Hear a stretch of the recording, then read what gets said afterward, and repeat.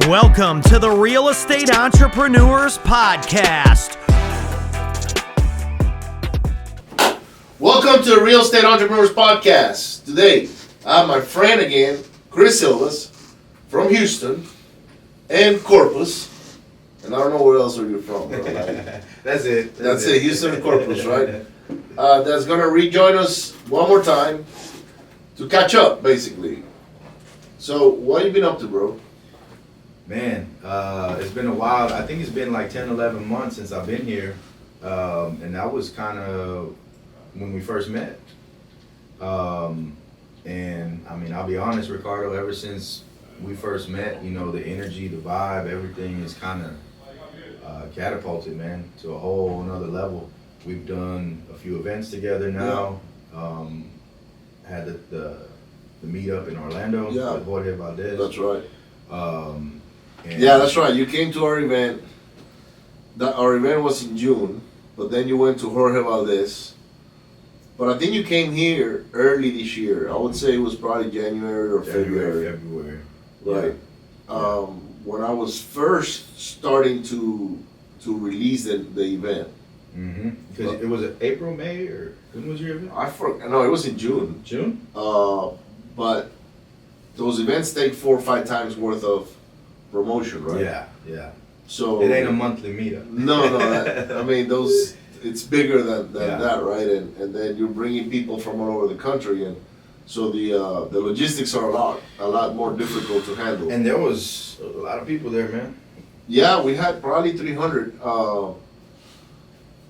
We hope to get 500 on the next one. So I'll be there. So we're gonna start promoting January? it right now. February 3, 4, and 5. February 3, 4, and 5. Yeah. All right. So. Hey, that thing, I mean, it changed my life. What? How did it change your life? So when I first came to you, Ricardo, I mean, I don't know if you remember, man, but I literally just DM'd you one day. Right. I had seen a lot of your podcasts and content online. And up until that point, I had been doing pretty decent in terms of real estate. Right. But I knew I was lacking in systems. Yeah. I was basically making really good money being a really good closer. Yeah. You were banking on skills. Yes. Which is good. It's good. You need we know now you're not gonna starve. yeah. You need it for sure. But I think what you opened my eyes to more was, you know, systems, processes, automated, get yourself out, and networking. Right. Mentorships. Right. I'll be honest, there was, you know, I don't know, I'm humble enough to say maybe it was a pride thing, you know. You think you're a badass closer, you think you can, I don't need that. I don't need those events. I don't need those guys. I don't need, you know, to go to those classes or I'm going to pay somebody to mentor me.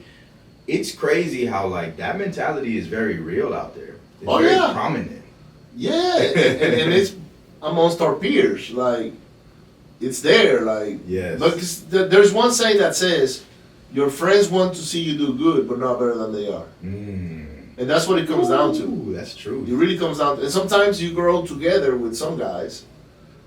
You might have started right at the same time, or you're just friends, you know, because you're in the same environment, and all of a sudden you take off, or you start taking off, and they stay here, and you tell them how you did it. You're like, hey man, you know, I hired this mentor, or I went to this event, or I created this new networking thing, and they're like, oh, I don't need that. You know, I don't need that. And I'm like, I remember I was talking to somebody, I'm not going to mention his name, but he reached out to me one day, and he said, hey, Ricardo, can we hang out more? I was like, hang out? It's like, bro, I don't have time to hang out. Like, we can probably catch up every now and then and have a beer or go to lunch, but hanging out is not my thing. That's every once a quarter, man. Exactly. And like, we haven't seen since Orlando. Yeah. No, San Antonio. San Antonio. At another event, right? At another event. There you go. Yeah. So, and we live in the same city, right? Yeah. So I told him, I said, look, man, this is what you should do. You should start putting yourself out there in as many events as possible. Start networking. And then when you see one guy that has what you want, pay him so you can take the elevator. And he's like, well, why would I pay him? You know, I got all this. I was like, bro. Pride, man. It's pride, right? You're Pride. paying to take the elevator. You can, like I tell people all the time, you go to New York to the tallest building, let's say it's 300 floors, and there's a lady downstairs with a little sign that says, in 5 minutes you'll be in the floor number 300. It's 15,000 to get there. Or it's free and you can take the stairs down there. What happens when you take the stairs is You won't make it. You won't get there. you may make it, but it may take you months. Yeah. Or you may get tired along the way. Or maybe along the Give way up. you find a shiny object and then you get derailed from it, right? Right. So I'm glad that you mentioned that because there is a lot of pride in our space. I'm constantly looking for my next mentor. Oh man. Well, and I think you said it one time. When the student is ready, the mentor will appear. The mentor will appear.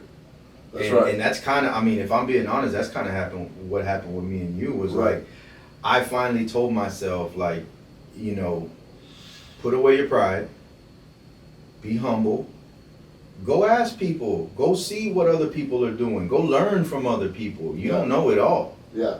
And I'm telling you, when I removed pride from me and I reached out to you, David Olds, Yep. you know, a few other people. There's like 3, 4, 5 mentors I had at one point. You started just bam, bam, bam, bam. Yeah. You know, it was like, man, like my growth, my network, the ideas that were coming to me, the strategies that were coming to me was just boom, boom, like it just became clear.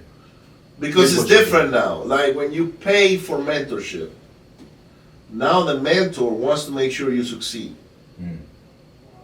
But when you're getting the freebies, the mentor doesn't really like, because a mentor can be somebody you just follow, but they don't even know they're mentoring you, Right. right? Like I follow, who do I follow right now? I'm following Ed Milet, for instance. So in a way, he's mentoring me through his podcast, right? Mhm. But he doesn't know he's my mentor, Right. and I'm not paying him to Right.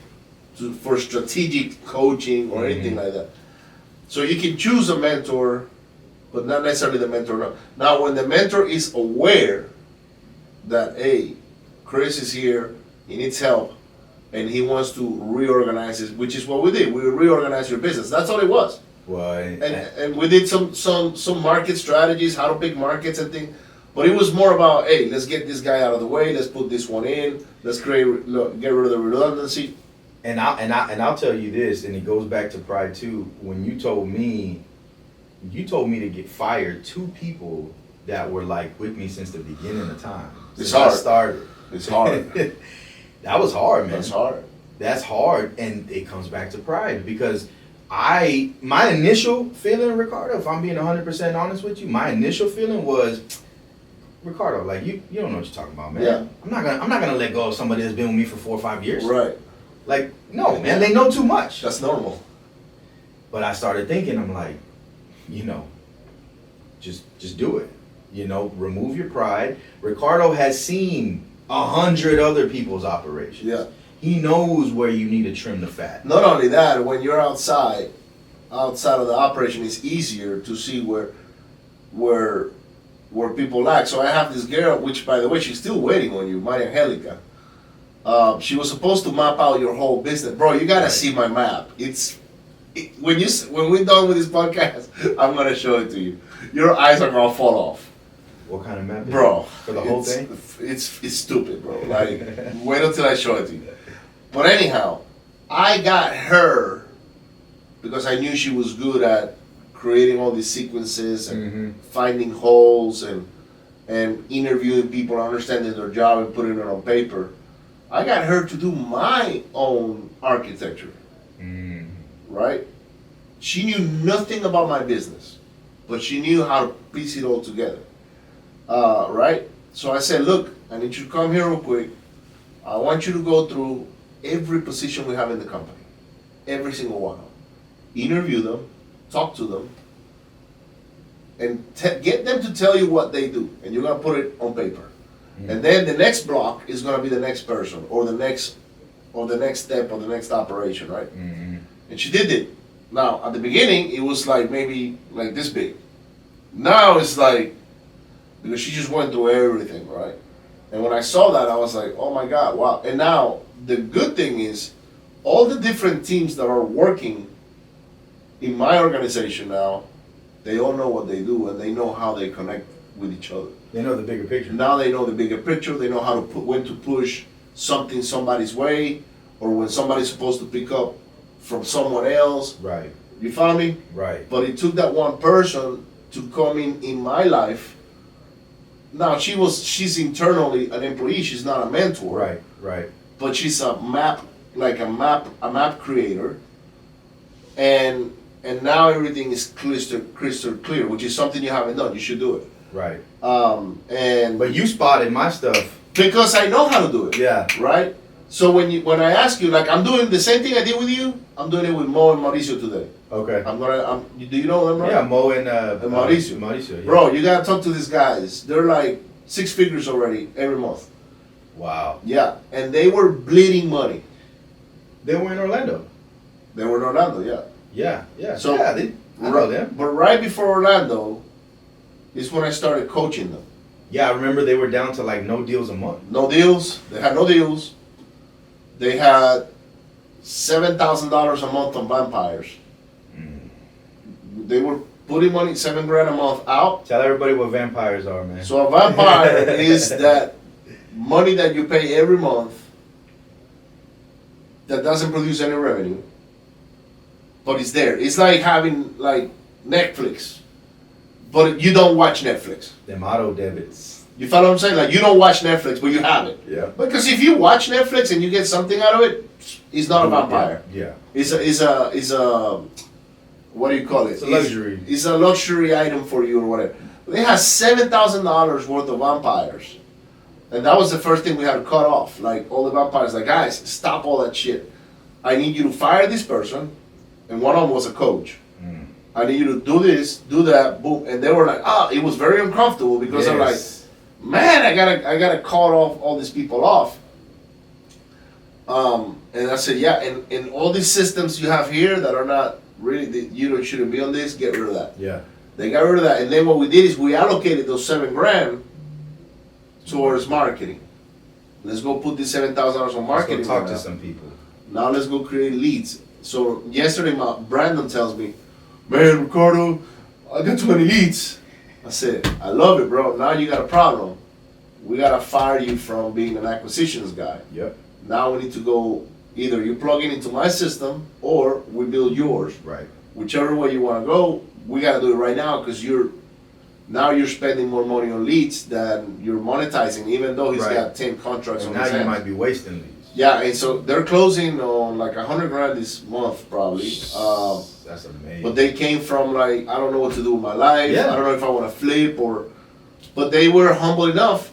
Mauricio told me last night because we were connected yesterday. And he's like, Ricardo, I made one mistake. And I said, which one? It wasn't hiring you back in 3 years ago when I met you. And I said, no, you didn't make a mistake. He said, you said earlier, Chris, they weren't ready. Yeah. The student was not ready for the coach to appear, right? Right. So I get a lot of satisfaction to see that, like guys like you, that you're like, man, I got a lot of clarity now.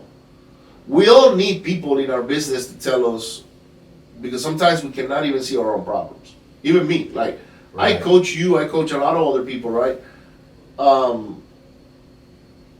But I get people that come inside of mine, right? Like Bob Allen. Critique you. Oh yeah, absolutely. I showed Bob yesterday my new funnel. And he's like, let's look at it. And I looked at it and he's like, I don't like this and I don't like that. Can you change this? Can you change that? And I wasn't questioning. I was like, yes, sir.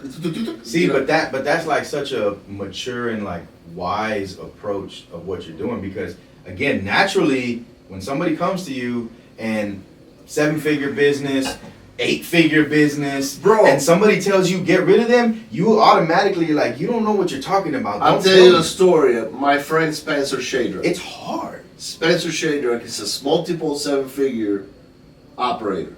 Multiple. He's not doing one. No, he's doing like almost I wouldn't be surprised if it's not close to 8 figure. Gotcha. He comes to me one day and said, "Hey man, I need some advice." And I said, "Well, okay, what do you got?" His business is bigger than mine. Right. So what do you got? And he's like, and the reason why he's bigger than mine is because he's got construction, he's got flipping, so he's got a bunch of different things. Those streams. Right, that are all together making a big business. But on the lead generation side and the wholesaling side, he needed advice. And I said, all right. So we went and built a whole vision traction organizer for his business. Now he was operating on something similar. So he had another form. I forgot what it's called.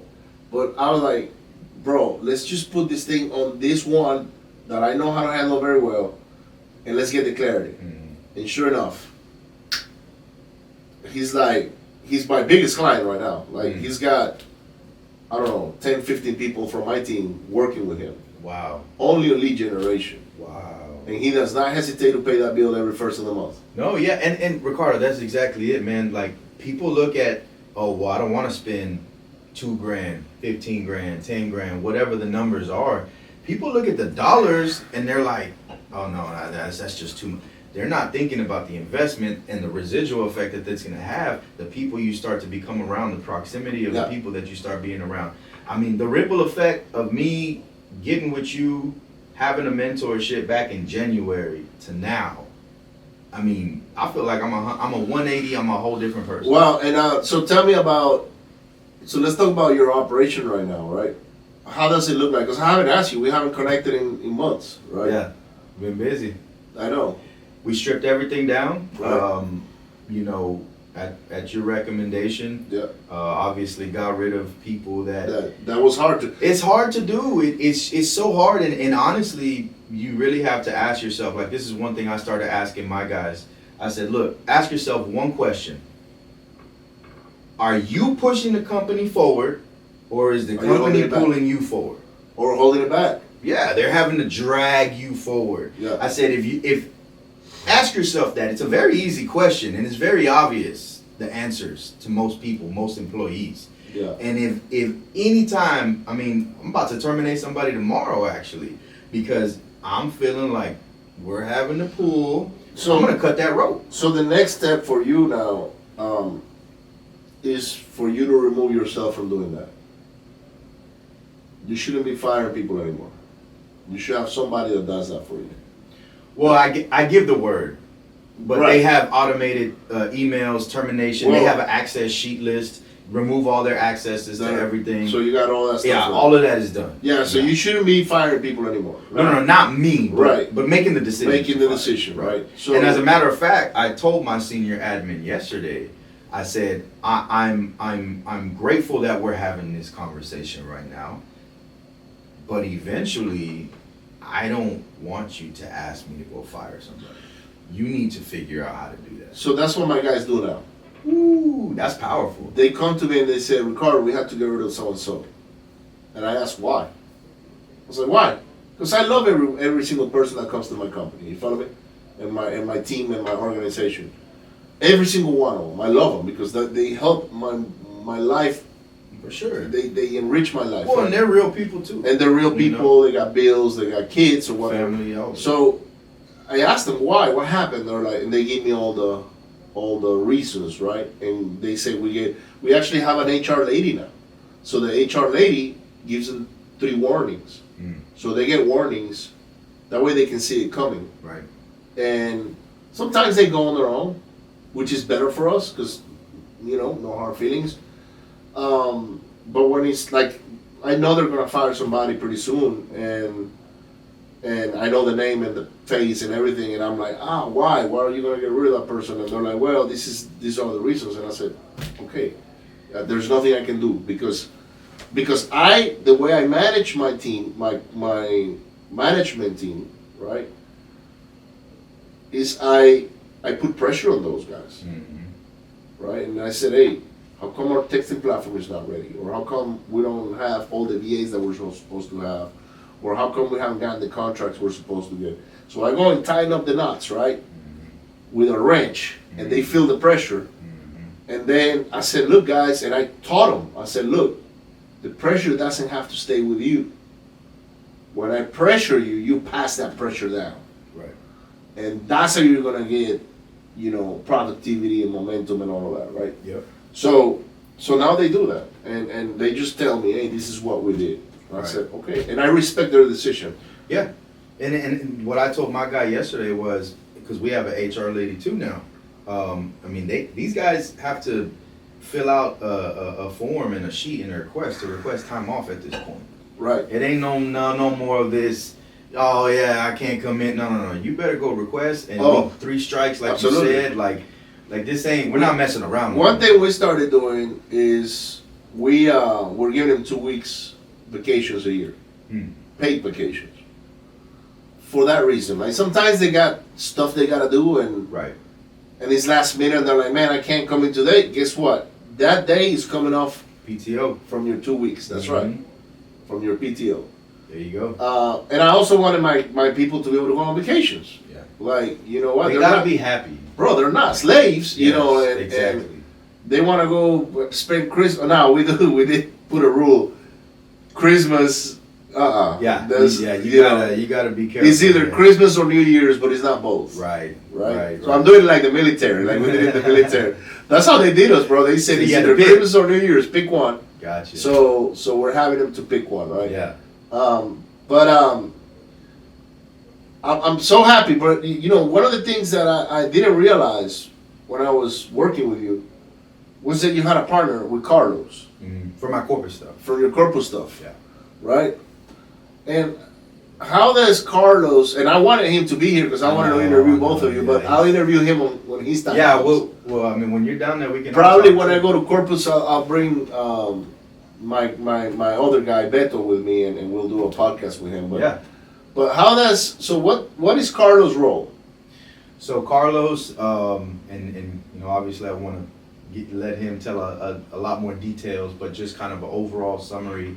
Carlos used to work in the plants in Corpus, I kept telling him about what I was doing here in Houston, and I'm like, because we've known each other, we've been best friends. Yeah, you're friends since middle school, Kept telling him about it, and I've always known Carlos was a people person, and he's turned out to be an A1 closer. I mean, he might be better than me at this Really? point. Yeah, he's a killer, man.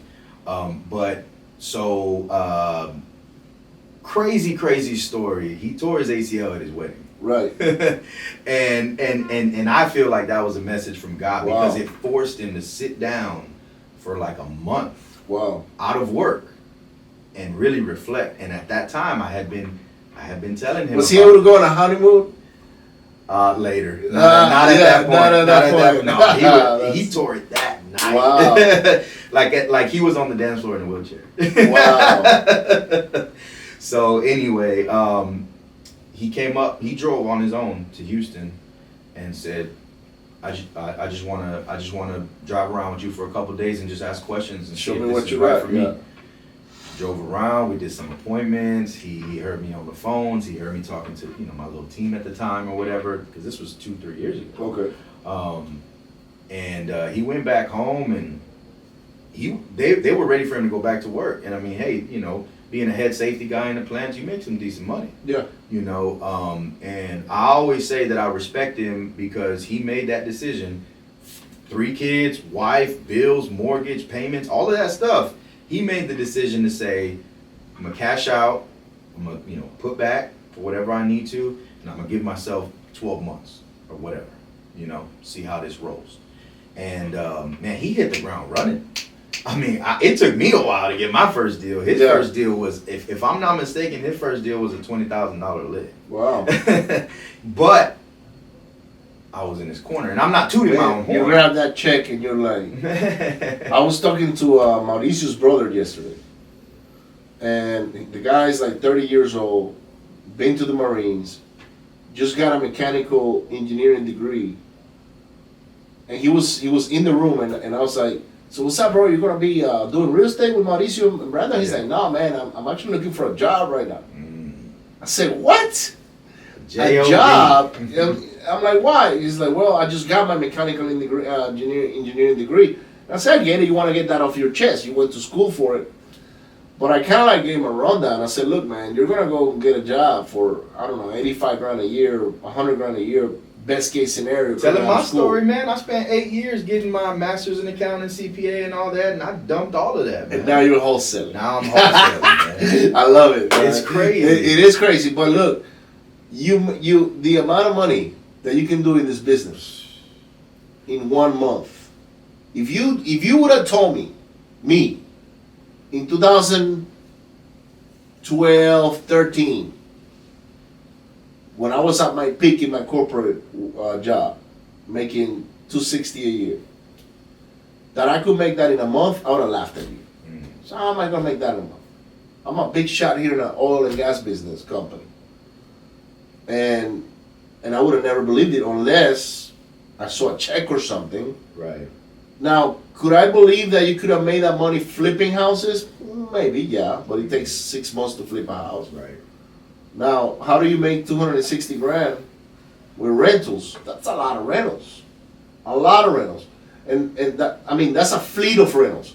That's at least 400 rentals. Because you're only making $300-400. Not even 400 rentals. So if you're making $400 a month, 400 times, 260,000 divided by 400, we're looking at 650 rentals, dude. It's a lot. To make that kind of money. Now, beautiful thing is, if you get to that many rentals, that money's coming in every month. You said. You said. Plus or minus, right? Yeah. But that's all I knew. Rentals, flipping, a little bit of wholesaling. Well, I think the problem too, Ricardo, is, and I don't know if this is like a cultural thing or what, but especially like for minorities, it was burned into our head that you trade your time for money. Work hard. You trade your time, you trade your 40, your 80 hours a week, and you get money for it. I'm still trading time for money. But you're leveraging it. I just do it plus 100. Yeah. I got 100 people. Yes. So 1 hour, and it's kind of crazy, but you calculate your hours worth by your payroll. Mm-hmm. So go do your payroll, divide that by the hours, the working hours in a month. That's how much your working hours, one of your working hour is. Oh, okay. Right? Okay. So if your payroll, let's say it's 40 grand a month, Mm-hmm. right? 40,000 divided by 160 hours, right? Because it's 40 times 4. That's $250. So your hour, literally every hour is worth $250. Every working hour, 8 hours a day, right? Now, if you charge somebody for a consultation of $250, you're breaking even. You're not making money. Right. Right? So I understood that not long ago. I started running numbers and I was like, I'm not charging enough for this thing. Right? You even told me that one time, and I was like, no, this is more of an experiment that I'm doing. This is more of a tryout thing. I'm okay with what we're doing right now. But in reality, bro, if you would have told me that back then, and I would have started back then, I would be so much further ahead of where I'm at today. Don't get me wrong. I'm always hard on myself. Mm-hmm. I'm not where I want to be. Right. Okay. And I don't think I'll ever be. Right. Because there's always that new. But you almost we can have peace knowing that we're always pushing for more. Oh, bro, I have peace when I go home. Right. You don't answer me till 10 a.m. I don't answer the phone till 10 a.m. Yeah, that's true. And I don't even know why I picked up the phone. I was driving here. Yeah, I was like 9:50. Yeah, it was an hour later because you texted me like an hour before. Yeah. And I had like 10 text messages, but I was scrolling and I was like, oh, Chris is here. What's up? Oh man, he needs the address. So, long story short, bro. In a way, where I'm at today, compared to where I was maybe 3 or 4 years ago, I think I would have gotten to today if I would have seen a mentor that had some sort of structure like this at the time, and I would have gotten on that program, right? Ricardo, I don't know if I've ever asked you, but like, we talked about my little transformation and meeting you back in early 2022 to where we're at now. Right. I mean, my systems, my processes, we got flow charts, SOPs, we're doing all of the stuff that we need to be doing now. And I also realize now the power of mentorship and the power of proximity and, and networking. When did that happen for you? Like, where were you at? I mean, have you always just been a networker? No. And you know, like, No. what happened for you? No, so for many years I had a lot of scarcity mindset like that. Like, I'm not gonna pay, I can figure it out. Because in the military I developed that skill of figuring things out. Mm-hmm. See, in the military, I was in the Navy, you had to go figure things out, otherwise you wouldn't go home. But that's a double-edged sword. So it's bad in a way, because now that I figured everything out, I don't need to hire anybody, right? So I operated like that for years. And like, I don't know, I could have paid mentors earlier in my career, but I just wasn't ready for them either mentally. Right. So I started consuming books like that and reading Think and Grow Rich and understanding masterminds and understanding the networking and all that, right? So I started getting myself out there in those groups. Because you started doing monthly meetups, right? But the meetups were because we were solving a problem. So when we started doing our monthly meetups, it's because we switched from being flippers into wholesalers. And we needed to build cash buyers list. At that time, we didn't have any of the systems that we have today. So the only thing we can think of was a meetup. We're like, look, we create a meetup, we sell our houses there, right? And it worked. And it worked. But we were local as well. Mm-hmm. So we've all so all up until, I would say it was about 2 or 3 years ago when I literally figured things out on my own, right? And I've never been afraid of taking risk. So, we gotta put $10,000 on this gadget. Let's do it. Like, it didn't work. Okay, whatever. Let's go through, try something else. Because it's not that money doesn't hurt me, but I understand that you have to take risk. And there's urgency. And there's urgency and I don't have regrets. Like, I don't have a lot of regrets. I wish I would have never done this, or I wish I would have never done that. So, in a way, making mistakes and then Harvey literally destroyed everything we had up to that point. Also at that time I was with Dennis and Dennis was also of the mindset of we can figure it out on our own. Because he's a civil engineer, pretty smart guy. PE is a professional, like he can sign drawings and stuff. And so me and him were of that mindset, but once I lost Dennis and I didn't have that person that complimented me at the time, I started fighting to fill that void. And the only way I could fill that void was by looking to masterminds and mentors. What was your first mentor, mastermind, network? So I've had many, right? But just toward, like, in the beginning, like your transformation. Yeah, so I would say the first mentor I had that didn't know was my mentor was when I started flipping. I actually have multiple. Mm-hmm. So one of them was Armando Montelongo, because I will follow all his stuff. I never went to his seminars, but I'm one of the guys, I pick up this book and I read it and I go do it. Mm. I don't have to go see it live and touch it or whatever, right? So he was one of them. I bought his book. That's how I literally learned about a harmony law. Harmony law, oh my God, Google harmony law, boom, boom, boom. Oh shit, there's 10 harmony lenders, right? So here I am. Where's jet lending? Exactly, and they were the ones, the first ones that gave me a loan.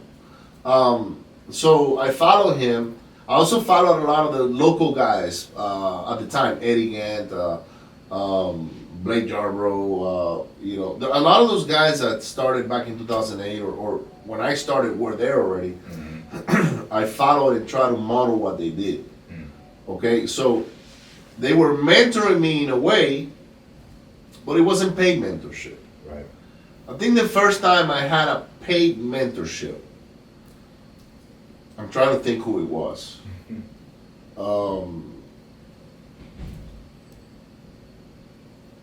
it might not even be for myself.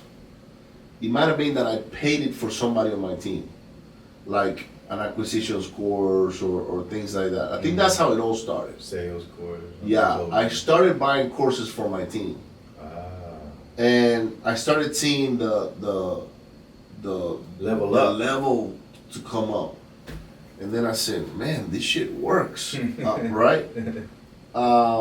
Then when I did my first event here in Houston, I paid my first big guy, which was Brad Lee. He came over and I saw the power of that, and I was like, man, how many more guys can I pay? That much money that's worth being around, you know? And then after that, then I just joined every mastermind that I could get my hands on that I like, right? Because I had to like resonate with it. So I'm on like probably 3 or 4 masterminds right now. Yeah. And those things are not cheap. No, they're not. And that's what I'm saying. You've graduated to a point where, and I mean, I don't know exact numbers, but just throwing out, you know, what I understand are the more expensive ones, 30, 40, 50 grand, you know, for mentorships. Yeah, so I already spotted my next mentor. He's 100 grand. And he told me already, he's 100 grand. I said, I'm not ready for you. Let me finish with the ones I have right now, and eventually I'm gonna come to you. Because this guy has done real estate worldwide. So, you follow me? That's crazy. And they bought buildings in Thailand, and they bought things in like, and that opened up to a whole different piece of my mind that I'm like, wait a minute. Yeah, we're. But how do you do that? Yeah. Well, he knows. Yeah. Right? So I talked to him actually last week, and he told me when I was at the mastermind, and he told me what it was, and I said, all right, I'm gonna be getting in contact. I got his number, and I said, I'm gonna call you when I'm ready. I'm pretty sure sometime next year I'll be ready for that. Right. And I also have some things I gotta clear off my plate before I go write a check that large. Yeah, well, but that's what I'm saying, Ricardo. Like when you tell somebody, just on the way smaller end, $2,500. It's like, man, people will act like you said, give me your arm. Dude, last week. But they'll go to the Galleria and blow $2,500 on a bag real quick. Yeah, because they appreciate more how they look as opposed to what they know. Right? So we live in a materialistic world. Don't get me wrong, I like watches, I like, Rolexes and things like that. But I just bought a $30,000 course 2 weeks ago, right? And I could have bought a $30,000 Rolex. Yep. But I understand what that course is going to give me. Yep. It's probably 20 of those Rolexes, if not more, in the next 2 years. $5 million you just invested in. Right. So when I find something that I like, and when I find something that I say, man, the ROI on that is just gonna be exponential, I don't even think about it. Yeah. I just figure ways to get in there. Right. Like the ClickFunnels. I got on the ClickFunnels mentorship now. And guess what? ClickFunnels is gonna make me a ton of money now. Oh yeah. Right? So when Russell pitched it on stage, and I don't know if you saw a picture of me and Russell Brunson there, but I put the picture right there because I said I'm gonna be on that stage holding all those freaking 2 Comma Club awards. Yep. And next year is gonna be an 8-figure 2 Comma Club award, which is only a handful. There's not that many that are on the 8-figure deal. You got 7-figure, 8 figures, and then you get the 9-figure guys. And I'm going for that, right? So I found something that I'm like, there you go, let's go. Here's the money, get me in. I didn't even go to the lunch. They had a lunch for like all the new people that signed up. I couldn't go, I remember why. But I'm already like, okay, what do I need to learn? But you do it without conscience, without hesitation. Oh, no hesitation. But that's what I'm saying, Ricardo. To get to that point, man, like, I just wish people could understand the value of being around that, of understanding that if you're around the right people and you're connecting with the right people, you're catapulting yourself. It's the elevator versus the stairs, and it's just crazy. And you know what's real crazy is that nobody will sneeze if you go spend $100,000 on a college education. Oh no, congratulations. Oh my guy, you're gonna be a doctor. You spend $100K for a college education, you probably make $100K a year. You spend $100K on that mentorship you're talking about. You won't make $100K a year. You'll Probably not even that. You'll probably make 50 to 60. But hey, look at all the kids that are in debt in college today. It's crazy, man. Right? You go spend $200,000-$300,000 to go make 50 to 60 a year. Makes no sense. But you won't spend $5K on a little mentorship. On a course or a mentorship or a one-on-one course. Dude, it's like you're going, like you said, you're taking the elevator. So for me, it wasn't until probably 3 years ago when I started realizing the power of literally paying mentors, and because I was not a mentor, I was showing people, but I always did it wrong. I did it for free, and that's why I say it's wrong, because they'll take it from you, but then they'll go pay somebody else. Right. A couple of the guys that I work with, they got rich, and they still have a grudge against me because they didn't get richer, I guess. I don't know. You follow what I'm saying? Wow. And I didn't charge them for any mentorship, and yet they still like, fuck Ricardo, blah, blah, blah. And some of them were my partners at some point, you know. Mm-hmm. But I learned how to cut off all that stuff. I learned now how do I can get into the right groups. And don't get me wrong, not every group is for me. Mm-hmm. Like, I've seen masterminds that are good, and I'm like, that one is not for me. Right. And that's okay. Yeah, and that's perfect. That's fine. That's perfect. You know, mentors, I'm always trying to see, okay, why should I work with this person and work? And the one thing that I realize is that most of these mentors, they end up being my friends. Mm-hmm.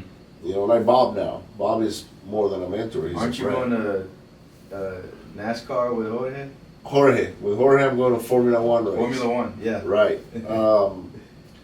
And with Jorge, that relationship is I see him. I don't even know if I see him as a mentor.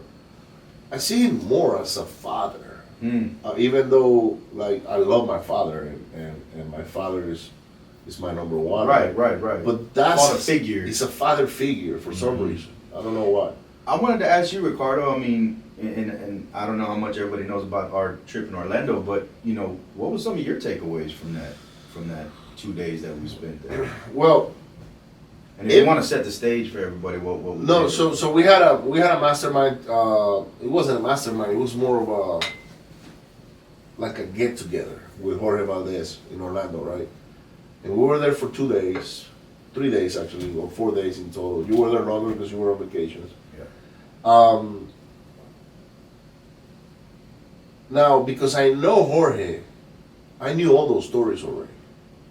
All of them. And for everybody that doesn't know. Yeah, so Jorge was the head of the Medellin cartel in the U.S., and he was one of the 4 founders of the Medellin cartel. They recruited Pablo Escobar. Well, yeah, Pablo came afterwards, right? But he voted. I think he voted no, and the other 3 voted yes. I don't remember, something like that. He said, right? Yeah, yeah, because he understood the character, right? That Pablo was bringing into an organization, right? And they were never called the Medellin cartel. That was a name given from the by the DEA. Mm-hmm. So you know they were just a group of thugs, basically that were doing they got drugs. glorified by the DEA. Right. But I would say one of my takeaways, and I wrote them down because I wrote a lot of stuff down, was it wasn't so much about me. It was more about, because I met Jorge a year ago already. And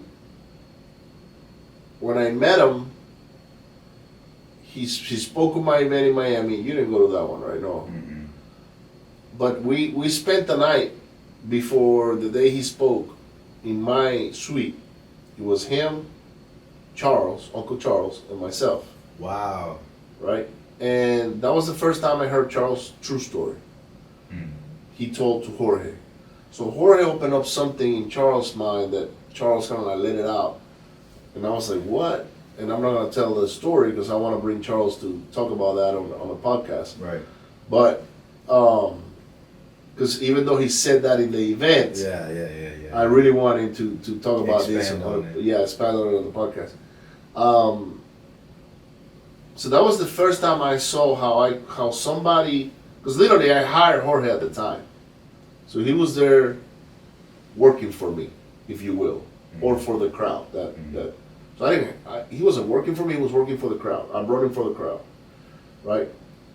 But when I exposed him to Charles, things opened up, right? And that was the first time I saw the ripple effect of something like that. Like, I'm like, wait a minute, man, I had to hire this guy so this guy could open up. And Charles had been holding that stuff inside forever, and it was taking a toll on him.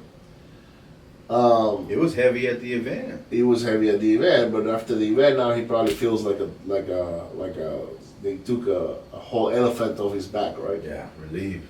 He felt relieved. I had a lot to do with that. Like I helped him a lot on encouraging. He was struggling with it on stage. It was almost like he didn't want to. He didn't want to do it. Before he went on stage, he was looking for me. Because me and Charles were best friends. We talk every week. Actually, on my way here this morning, I was thinking, I said, man, I haven't talked to Charles in a week. Which to me, that's like a very long time. And before he went on stage, he was looking for me. He was like anxious, and he's like, because I was the only one that knew, other than Michael. And he's like, man, I'm nervous. And I was like, brother, you gotta be fine, bro. Just go out there and do you. And I like the way he did it with his presentation. Yeah, it was pretty badass. It was good. Yeah. So that was the first time I saw that, right? And then when Jorge came, unfortunately, when he came to my last event, he couldn't hang out. He was in and out. He was in and out. It's crazy because he flew in, his airplane got delayed 4 hours, which screwed up the rotation of the event. Yeah.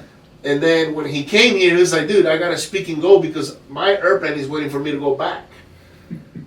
And luckily I had hired a driver for him, so he came in, spoke, and then he went back and left. So we couldn't really connect with him that weekend. But what we did is we offered that 2-day workshop with Jorge on how he operates, right? And then when I saw that, how the whole group played out,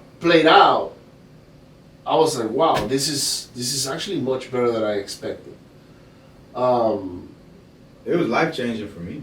And bro, and for everybody. For me too, because I get to see you saying that, and Shane saying the same, and Dan saying the same, and Mauricio and Brandon are like, dude, like, what the hell is going on here? Like, how are we in front of somebody like this, right? Right. So Carlos too. Right? Carlos took a freebie from Christina. Yeah. Right? Yeah. She hooked him up. Yeah.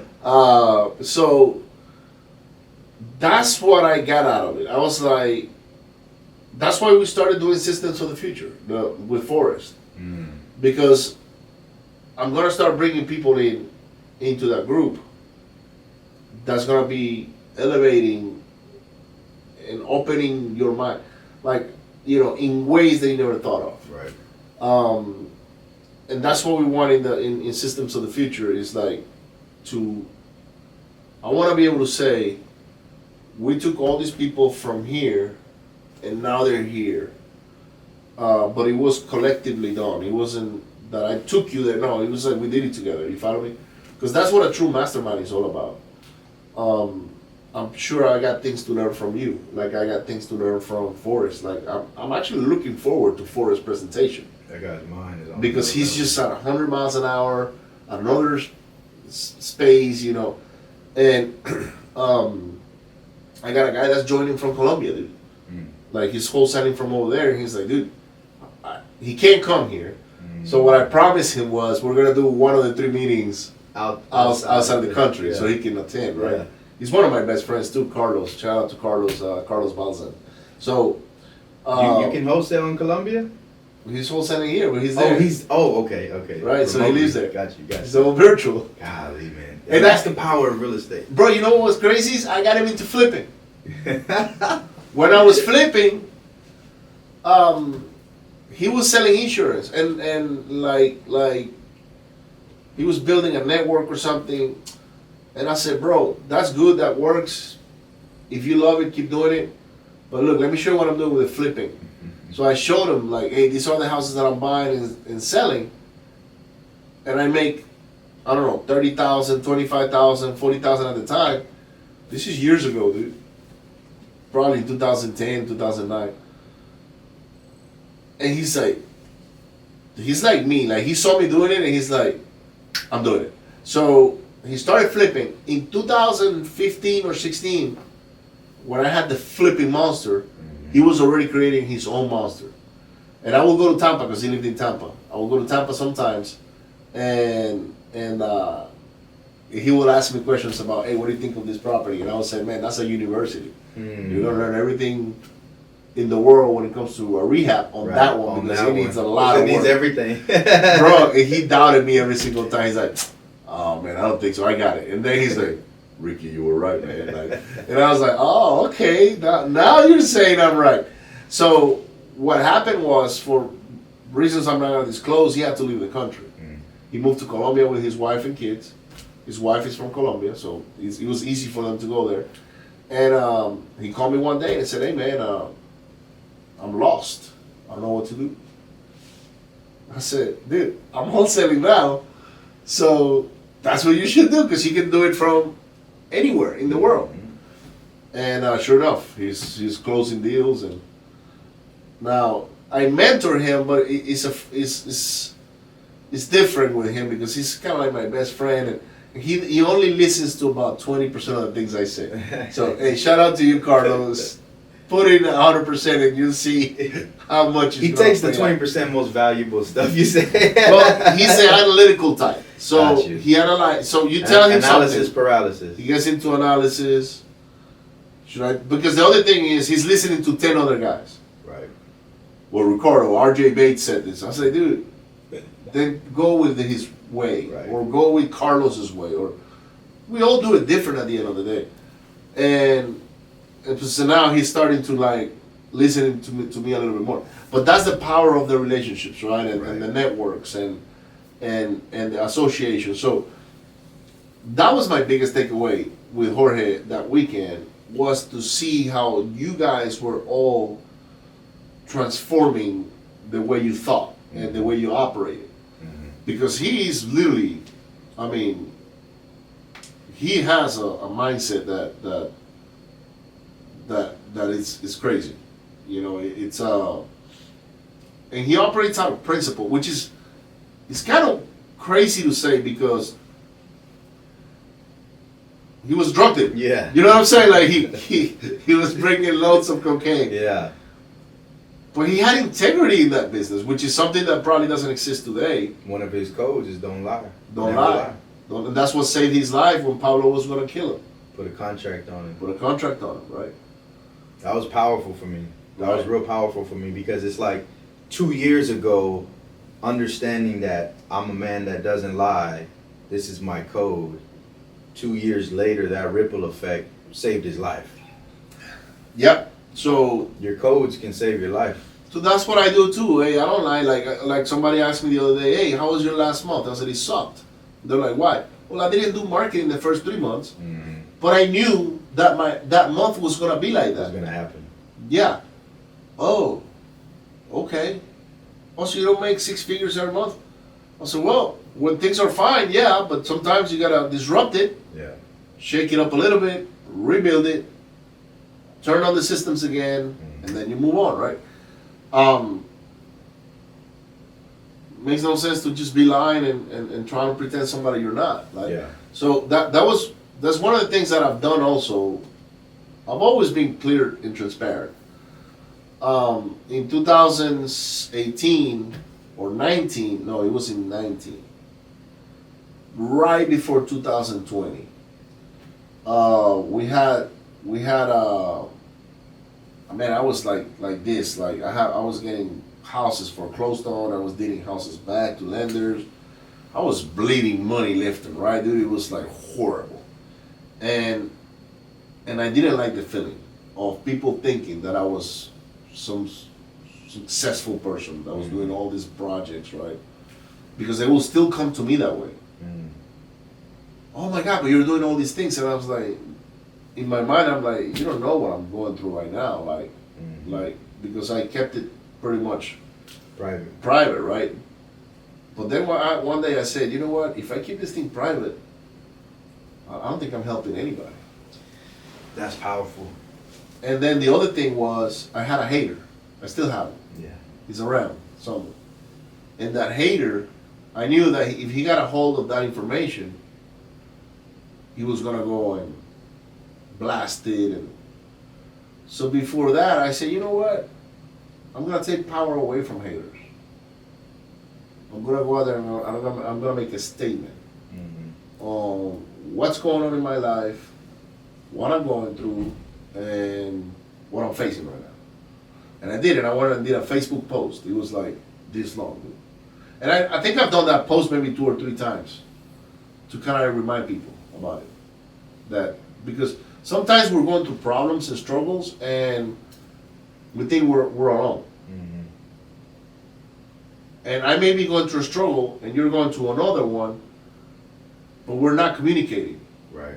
So in our minds, we're like, this sucks. Why is this happening to me? Blah, blah, blah. But then when I say, hey man, I'm going through this, and you're like, what? Man, dude, I'm going through something similar right now. What are you talking about? Yeah, oh shit. And now next thing you know, in between 2 or 3 or 4 people, you can actually solve the problems, right? And I think we talked about this in San Antonio, and I said, you know, Ricardo, with all due respect, you know, I know you went through an extremely tough time during Harvey. When I go through some little tough times or bumps or whatever, I harken back to your story. Just think about that. And I'm just like, right now, Chris, this is pebbles compared brother, to right now, there's people going through struggles in South Florida. Hurricane Ian just destroyed that area. Right. That touches me real close. Right. Because I know what some of those guys and I don't know who those guys are, man. Right. I don't know. But there's somebody out there is gonna go through what I went through. And if that person gets a hold of my story, he's gonna know that he's not alone. And now I'm gonna be able to tell him, hey man, this is what I didn't do that I should have done. Do it. And it's gonna be less painful, it's gonna be quicker, because I didn't have anybody to go to. Yeah. I didn't. And it's scarier that way. It's walking into a dark room, you don't know where the furniture is, you don't know where nothing is, and you can't turn on the light switch. You're gonna stub your toe on that corner. Well, but that's where my military background comes into play. Right? I had to go figure it out. I didn't have another choice. Which we talked about it earlier, right? Right. And I knew I was gonna get beat up, going through that valley of hell, because that's what I call it. It was hell. Right. And there was no fucking way I'm gonna stop in the middle of it. Yeah. Right? Now, right towards the end of 19, coming into 20, that's when Dennis said, hey dude, I'm tired of this. I gotta figure out a way to pay bills. What we make is not enough for both of us right now. I even told him, go get a job, because he's a PE. Like, he can get 200 grand like that, right? But he didn't want to do that. And I'm happy he didn't do it, because now he's successful in what he's doing. Right. We just saw each other like a couple of weeks ago. And we tell stories, like we laugh at all that stuff, you know what I'm saying? But that's, the universe has a way of taking you through a path, man. And you're supposed to go through that path. Don't question the path. That's what I didn't do. I never questioned the path. Why me? I didn't feel like a victim. I didn't play victim. Actually, because of that, I went broke, literally. Because I was trying to honor my commitments. But today, if I would have known back then what I know today, I would have done a lot of things different. But hey, that's not what it was meant to be. Maybe now I'm supposed to go teach other people, hey, when you're going through this situation, this is what you do. And, you know, in a way, you also transformed through that experience. Of course. Well, I got fat, number one. I'm working on getting the fatness away. Okay? But the wisdom and the experience that you went through and your outlook on life, I feel like is different post Harvey than it was pre Harvey. Oh, pre-Harvey, I was walking on water, bro. I was looking at Ferraris, I had an ego. Um, I even had a guy that shout out to Ray, not Ray Nevades, but Ray Delgado. He came to me one day, and he came to the podcast, and he said, "Man, you're so different." And I was like, "What are you talking about, dude? I'm the same guy." And he's like, "No, bro. I met you in I think it was in 18, early to 18 or late 17, because he met me when I had the Rosenberg office." He was just getting started, man. He was a young He's kid. up in North Houston. Yeah, he's in North Houston. And he said, "Yeah, Ricardo, when I left your office, man, I just didn't like you." And I was like, "Why is that?" Wow. He said, "Your ego, man. You were so big." And I said, "No, you know what happened is that you couldn't relate to me at the time. But I was just the same person." But then I realized, and I started reflecting on it. And then I started thinking about my actions, how I acted before Harvey, with some of my business partners, with some people, and there was definitely a big ass ego on the way, right? Mm-hmm. And that's what Harvey did. Harvey grabbed that ego, fucking crushed it, and then I had to rebuild myself back up, right? Mm-hmm. But now that I know what I know, the ego is out of the way. Right. You still got an ego. Everybody has an ego. Yeah. I do this, and we can do that, keep and we it make checked, aliens, though. right? But Ray, shout out to Ray, when he Ray's came. a good guy. He's I a know great Ray. guy, I know great Ray. guy. When he came here, he told me that, and I said, "Man, I appreciate you telling me that." And he's like, "What are you talking about?" I was like, "Dude, I've changed." And I realized that maybe at the time I was very unrelatable to you, because he was just barely getting started. And Right. what was I doing? I was showing off. Look at all my projects. Look at all the people. Look at all the trucks and all the things that we had going on, which was great at the time. But now I was like, that's not really who I wanted to be. And maybe that storm came in to sort of shape me into a better person, Right. so we can help more people now, right? Right. And I think through all of our storms, you had a really big storm. I think the mistake a lot of people make is, when something devastating happens, I mean, you're gonna fall to your knees and start praying. and I think a lot of times we pray and ask God to get us out of the storm, when really we should be asking, "Hey, help me get through the storm." That's because what I that's where asked. the transformation comes from. Brother, the only thing I asked God, I only asked one thing. One. Maybe it was two, but it was one, I guess one ask. Was one ask. And every morning I woke up and I said, "God, please give me health and the wisdom to get through this." That was it. So it was two, health and wisdom. Health, number one, because without health, brother, you're not doing much. Can't do nothing. And then the wisdom. I never asked them for eliminate my lenders or eliminate this. Don't or, get me out of the storm. No. Help me get through the storm. Give me health and wisdom so I can get through it. That That's was powerful, man. That was what I did. And one thing you're gonna read on my book when I release it is, I'll show you the outline when we're done so you can check it out.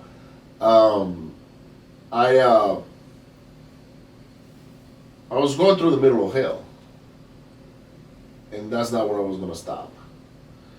And the only way I could continue to go was by my rituals in the morning. Exercising, reading 10 pages of a book. You know what's hard, bro? Pick up a book like this, like The Power of One by Emma Lett, in the morning, reading a chapter, so you can concentrate on reading. His name is Thomas Edward Patrick Brady Jr., right? So he's talking about Tom Brady here, right? When you're losing $250, $1,000 a month, how do you concentrate and focus on reading a book? How do you focus? I did it. I went and picked up books, and I was just devouring books, right?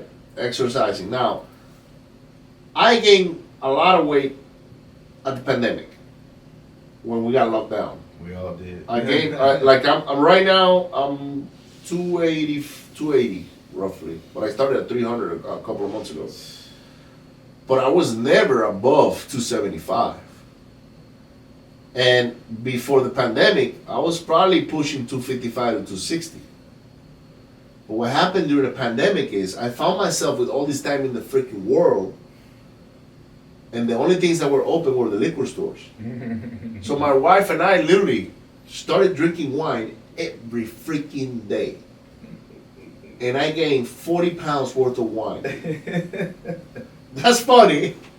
Hey, but when you get drunk too, you get hungry too. Yeah, man, so wine comes cheese and all of that stuff, right? Mm-hmm. So I just started eating. And I was walking and exercising during that time. Right. But we weren't getting drunk, but we were having maybe 4 cups a night. Mm-hmm. Every night, 4 cups. Eventually, dude, your body's like, come on, I gotta store this energy somewhere, this sugar. Right, sugar. But I gained a lot of weight, and then anxiety too, right? Like, shit, money, I don't know when my next deals are gonna close. I don't know how long my money's gonna last. I'm falling behind on my mortgage. I got all this. You can have a lot of money, brother. Right. But guess what? It'll go fast. And then luckily we opened, bro. As soon as the pandemic opened up, things started happening, and Right. I started breathing again, right? Right. Um, But I think it's powerful what you said. Go into your rituals no matter what. When you're in your highs, what do you do every day? When you're in your lowest of lows, what do you do every day? That's who you are. So that's exactly what I did. I never quit on doing my rituals, right?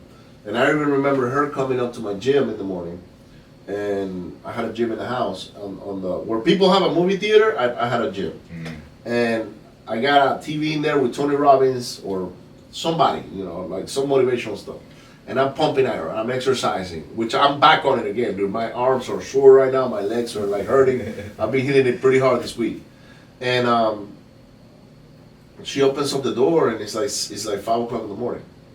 And bro, I'm not a 5 o'clock in the morning guy. Mm-hmm. But that day I woke up at 4:30. Like I gotta go be productive. Mm-hmm. And I'm exercising. She's like, "What are you doing?" I was like, "What does it look like I'm doing? I'm exercising." Right.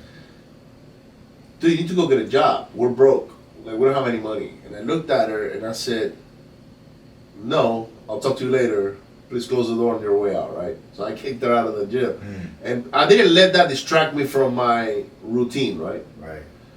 Went through my whole routine, did my hour of exercising, watched my videos, subconsciously picking up all that stuff. Then I went downstairs and I talked to her and I said, "Look, what the hell was that all about?" And she's like, "Dude, we don't have money for nothing right now. Like, literally, like, we're in bad shape." And I was like, "Yeah, I get it, but I still need to do that because that's what's gonna help me get to where we need to get eventually, to where we get everything coming back to us, right?" And she understood, hardly, but she did. Right. And I stay consistent every morning, even if I got drunk the night before. Yep. I was getting up, going to the gym, and did it. And it was those routines, brother, that allowed me to get to where I'm at right now. Mm-hmm. I'm not fully out of my thing yet because I still got some unfinished business that I'm finishing, which is not going to take me more than a year. But what we build now in the last, it literally has been in the last year. What we built, it's like rock solid. It's very bulletproof. Mm-hmm. I'm not gonna say it's 100% because there's no such thing as 100%.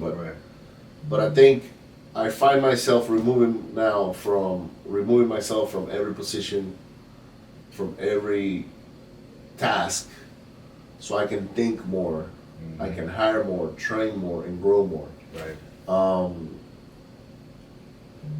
I'm not proud of, I wouldn't say not proud, but there are situations and people that I affected when I went through all that stuff that that I'm not proud of.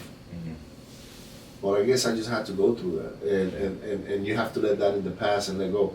Otherwise, the past will keep holding you back, Right. and you won't be able to move forward. So that's where we are today, man. And it's been because of the people you surround yourself with, the networks that you're surrounding yourself with. Like I saw you wholesaling live. Proximity. That's proximity. You knew all the material. You knew it all, right? And I was cold calling, man. you were cold I calling. hadn't cold called. I was negotiating deals with some guys, man. We were throwing owner finance offers on some deals, you know. And then we get to hang out too, and talk and create content. And there was somebody recording everything we were saying. Yeah, that was an awesome. I think that was Esteban, or I don't know who. It was Al Nicoletti. Al Nicoletti. Okay. Shout out to Al. Yeah, shout out to Al. So, and then we had like some people went out. You watched the fight. I didn't even go out, bro. I just that night I just went to bed. I was tired. Yeah. I went out on Saturday night. Yeah. The club night. The Oh club no, night. that was the day of the fight night. Yeah, that was the fight night. But even I went out and I was like, I don't even know what I'm doing here. You know what I'm saying? Like, but I had a great time with the people that were there. Correct. Right, bonding, creating Mhm. moments, and all that. Mm-hmm. That brings me to your event. So now you're starting your Meetup. meetups in Corpus. Mhm. Tell me about it. Like, Yeah. What are we gonna do there? Yeah. So November 3rd, we got it's a Thursday in Corpus Christi. We're gonna have a meetup at a place called Mesquite Street. They have a whole, you've seen it, the room, chairs, screen, stage, everything. Really, I mean, I don't want to spoil the surprise, but Ricardo's gonna be our special guest speaker. He's putting me on the first one. Okay, that's an honor for me.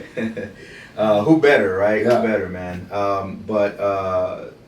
Man, I just can't wait to go to Corpus. Like, I left Corpus one time and I said I'll never be back in this place. Hey, when I left, I said the same thing. You know what I'm saying? I was in the Navy, and in 2005, I left Corpus and I said I am never coming back to this city. But now the way I'm going back, it's different. It's different. That's how I want to go back. Yes. You follow what I'm saying? Like, yes, how we're going back. Now we're going back, and I'm honored that we're gonna make a splash, man. Yeah, we're gonna make a splash. During the day, I think from 12 to 1, we're gonna have just an open tour of one of our flips. Right.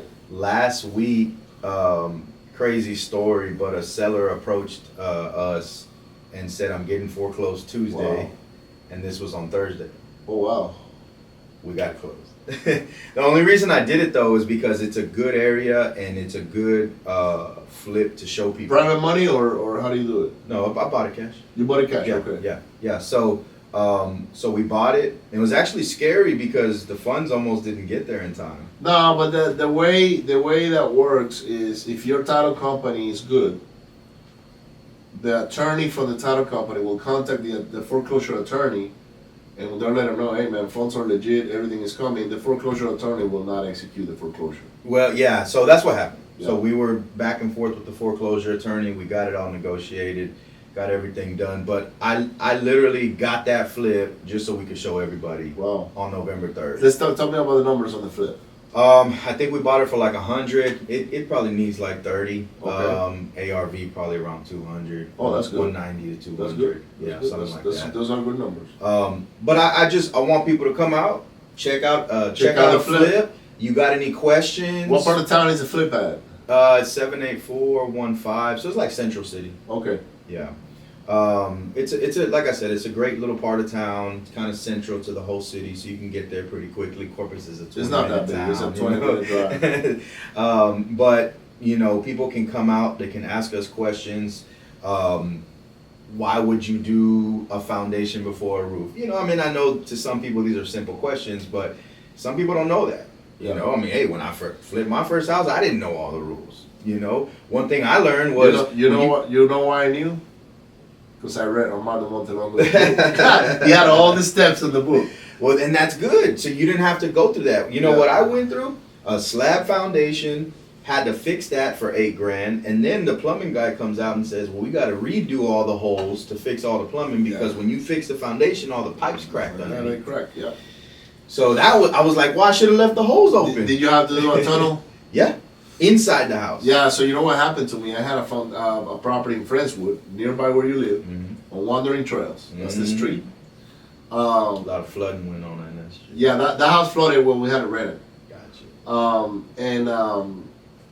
Long story short, we fixed the foundation, and when I get there, I see the holes covered, and I'm like, guys, did you guys check the sewage line? The plumbing. Oh, it was good.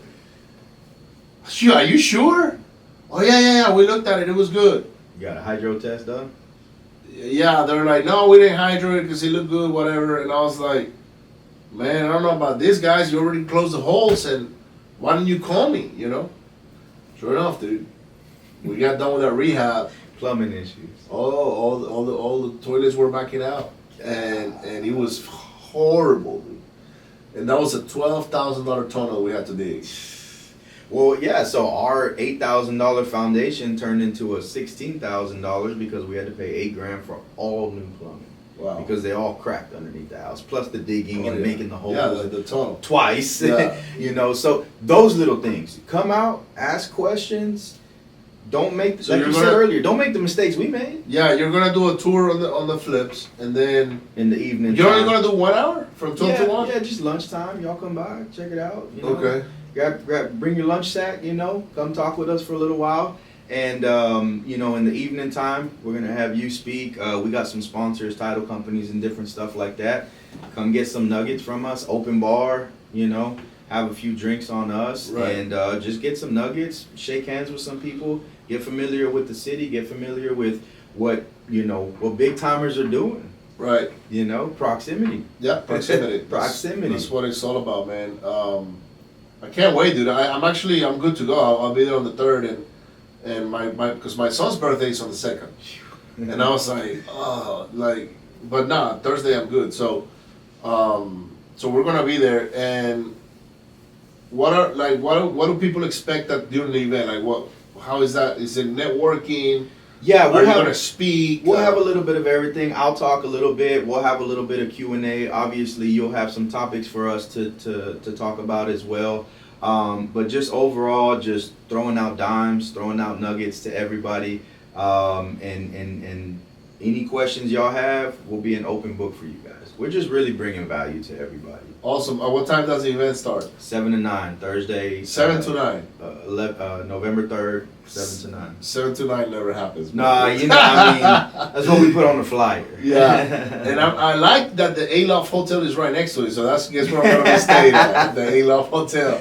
Yeah, and look, we did it on a Thursday because we kind of, for us, like, I like the vibes on a Thursday, It's Thursday's a good day. It's a little more, let's get out there, let's talk a little bit more, We did it at 7 so you can have time to get the kids, homework, shower, whatever, and then come out, Yeah, Thursday's a good day, man. I used to do those on Mondays, dude. But people will get drunk on a Monday. And then the problem was on Tuesday, it was just horrible to go to work. You can take a Friday off, but it's not the same thing as taking like a Tuesday off. Yeah. But where's the event again at? Mesquite Street on the south side. Mesquite Street in Corpus Christi. Hey guys, if you're in the Corpus area or around Corpus, come check us out November 3rd. This Mesquite Street, it's a pizza place. It's like they host comedy events there and stuff. I think George Lopez performed there one time. In the area that we're gonna be in. Okay.